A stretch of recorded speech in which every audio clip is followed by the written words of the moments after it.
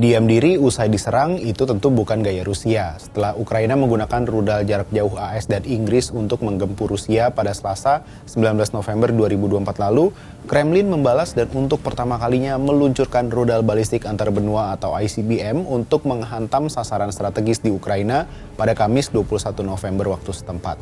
Hal ini kemudian disanggah Angkatan Udara Ukraina yang mengklaim telah menembak jatuh rudal jelajah KH-101. Kenapa ya Rusia memilih rudal ini untuk membalas Ukraina? Bagaimana cara kerjanya?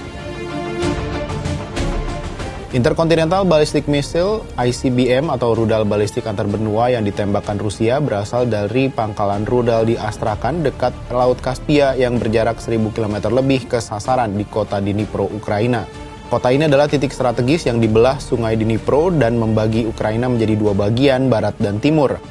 Angkatan Udara Ukraina melaporkan serangan Rusia menyasar kawasan industri dan infrastruktur strategis di kota Dnipro. Rudal balistik antar benua yang diluncurkan Rusia dapat dilengkapi hulu ledak konvensional ataupun nuklir. Rudal balistik antar benua bisa jadi ancaman jika dilengkapi hulu ledak nuklir yang bisa menghancurkan target. Ada beberapa fase peluncuran rudal balistik antar benua atau ICBM. Setelah lepas landas, ICBM akan memasuki fase peluncuran atau dorongan. Di tahap ini, roket akan mengirimkan ICBM ke udara, mendorongnya ke atas selama sekitar 2-5 menit sampai mencapai angkasa luar. ICBM bisa memiliki hingga 3 tahap roket, masing-masing dibuang atau dikeluarkan setelah habis terbakar. Artinya, setelah tahap pertama terhenti terbakar, roket nomor 2 mengambil alih dan begitu seterusnya. Tahap berikutnya, ICBM akan masuk ke angkasa luar masih dalam lintasan balistiknya. Sejumlah ICBM punya teknologi yang memungkinkan mereka untuk menggunakan lokasi bintang dalam membantu memberikan orientasi yang lebih baik terhadap target.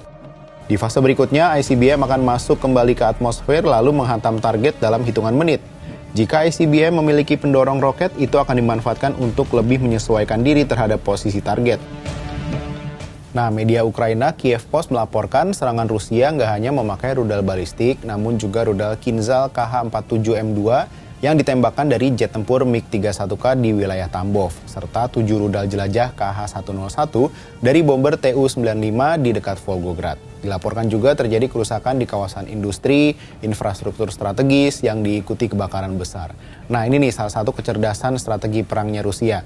Mereka menyerang saat menyongsong musim dingin yang menyebabkan aparat pemerintahan Ukraina mati-matian memperbaiki pusat pembangkit listrik mereka yang rusak akibat serangan, di mana kebutuhan pasokan listrik sangat penting untuk membangkitkan sarana pemanas ruangan. Sehari sebelum serangan perdana rudal balistik Rusia pada Rabu 20 November 2024, berbagai media sosial Ukraina mengabarkan adanya serangan skala besar Rusia. Informasi tersebut menyatakan serangan Rusia akan melibatkan rudal RS-26 Rubez, sebuah rudal balistik baru dengan jangkauan 6.000 km. Namun sebagian informasi yang beredar di Ukraina disanggah oleh intelijen Ukraina HUR dan disebut sebagai bagian dari informasi sesat dari Rusia. Kini di tengah saling serang sepekan terakhir, kemungkinan perundingan dan perdamaian Rusia-Ukraina mengemuka. Pihak Rusia menyatakan siap berdamai dengan penyelesaian realistis dan tidak dipolitisasi. Penyelesaian damai yang dimaksud tentu sesuai kepentingan Rusia, mengacu kondisi terakhir dan adanya jaminan untuk pematuhan kesepakatan. Putin menegaskan tidak ada konsesi wilayah yang dilepas Rusia dan Ukraina harus meninggalkan rencana bergabung dengan NATO karena dianggap membahayakan Rusia. Sampai jumpa di Bahas Peristiwa berikutnya.